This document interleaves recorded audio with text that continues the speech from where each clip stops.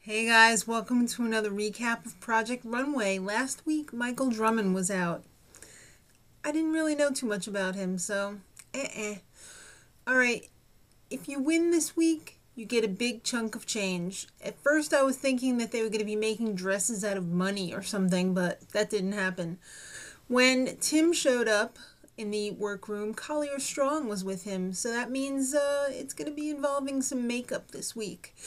The designers have to create a high fashion look for a L'Oreal advertisement. No, an advertorial. Okay, so that's like a couple page spread in Marie Claire magazine. The winner will be getting $20,000. This is huge, and that money is being fronted by L'Oreal Paris. And you need to use one of their hip eyeshadow duos as inspiration. But wait, there's themes. There's bright, crystal, metallic, and velvet. But be careful if you choose velvet. It's very risky.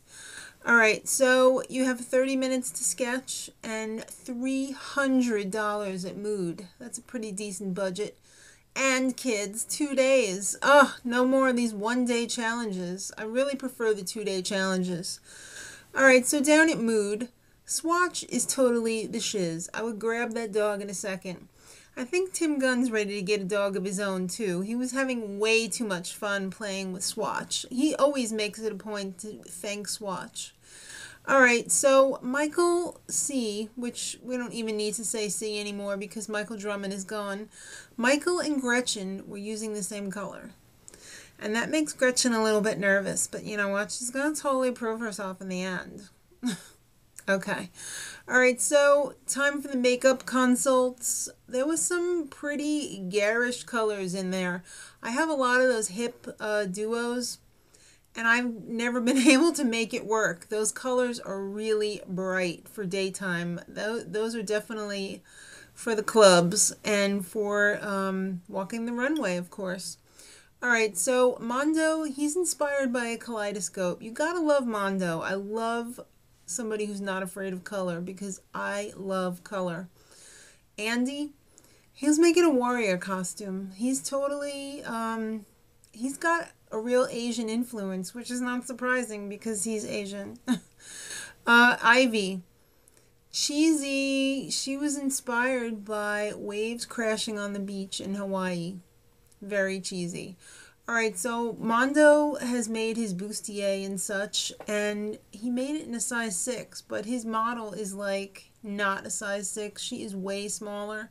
So when you have to take something in and you've got detail work and everything, it's pretty much crap if you have to take it in too much because a lot of things get lost.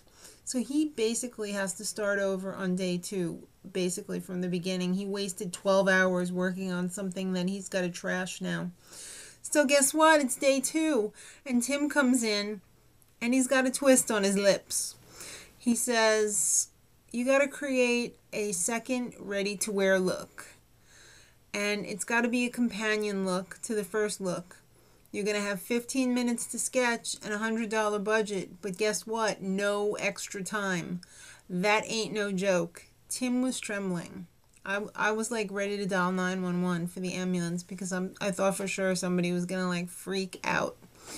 Well, Valerie's having a crisis, but she didn't have to go to the hospital, but she was definitely having a crisis because she doesn't even like her look anymore. Forget about loving it. She can't even like it.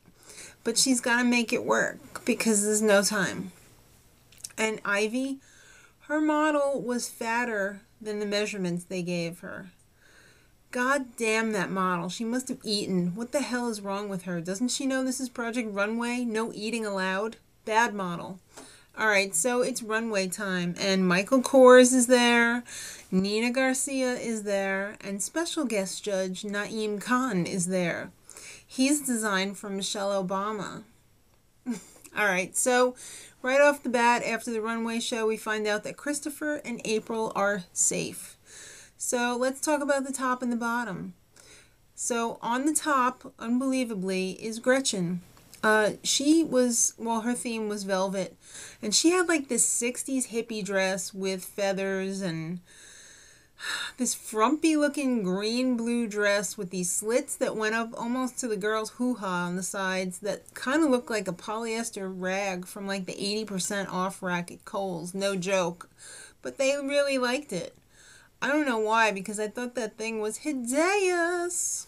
But who can account for taste? Maybe Michelle Obama would like it. I don't know.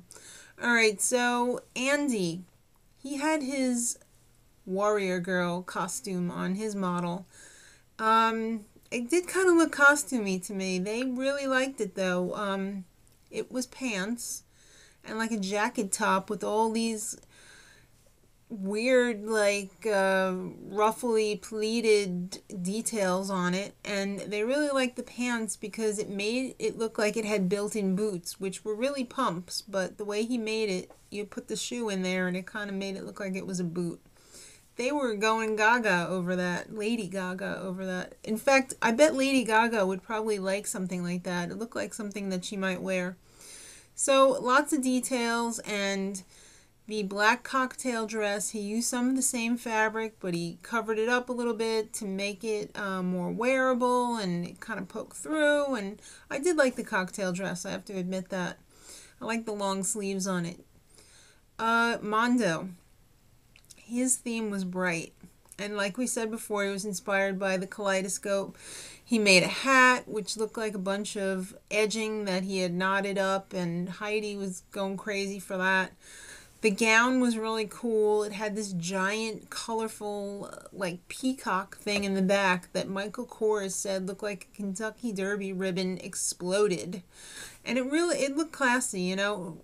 At first I was like, oh my god, they're going to say that she's like pooping out fabric, but the way he made it looked really amazing. And the cocktail dress, it was simple, but it was magical because it was slimming. It could make chunky girls look slim. And what girl wouldn't want that? You know, because it was like color block and the white, and it kind of, you know, it made it look like the white part was the only part that she was wearing, which made her look this big. All right, so the bottom, Ivy, she had bright theme. She had this blue gown, and she used the same fabric, or at least the same color, for her ready-to-wear look, and it was this blue short dress. Michael Kors said it was Bridesmaids Under the Sea. It was a mess. There was nothing good about it. It just looked haphazard and cheap, and I hated it. Valerie, her theme was crystal. She was not only inspired by Audrey Hepburn in Breakfast at Tiffany's, but also in My Fair Lady.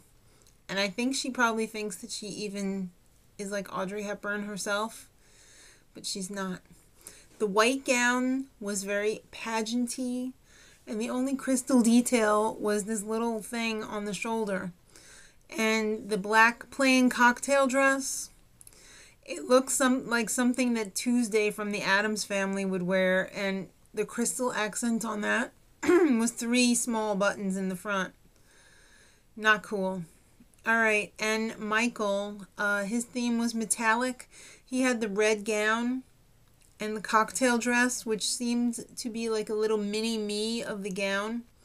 I really liked that gown, except for the train and the hem on it with the wire in it. Other than that, though, I love the color. It looked rich to me, but they didn't really like it that much. The guest judge really didn't even like the color.